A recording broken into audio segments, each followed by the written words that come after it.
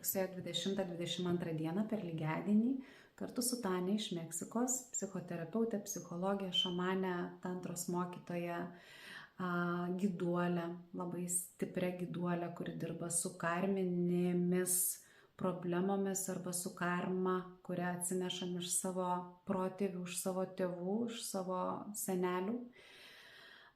Kviečiame į stovyklą moterims, karminės gydymas, karminės linijos transformavimas ir vidinis aš ir kaip visa tai yra susiję. Labai stipri stovykla, net neabejoju, abidvi esam intuityvios healerės. Programa yra super gera, ko gero tai bus viena stipriausių mano stovyklų, kurią esu darius.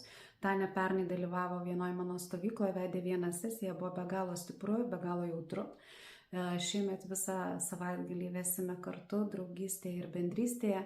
Tai kviečiu visas moteris, kurios nori išeiti iš tam tikro užburto rato, kurios nori išeiti iš tam tikrų paternų, kuriuos kartoja iš savo atsineštų giminės ir motinos ir moterų galbūt pusės.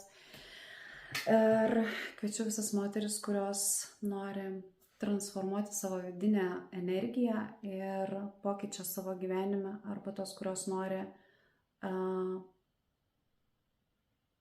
atsiskleisti kūryboje, nes tai yra labai labai stipriai susiję. Tai liko paskutinės kelios vietos, kviečiu registruotis, atvykite irgi su savo mama, su savo sesė, su savo drauge, arba atvykit viena, jeigu neturite ką šiuo metu pasikviesti. Labai lauksim ir iki greitai.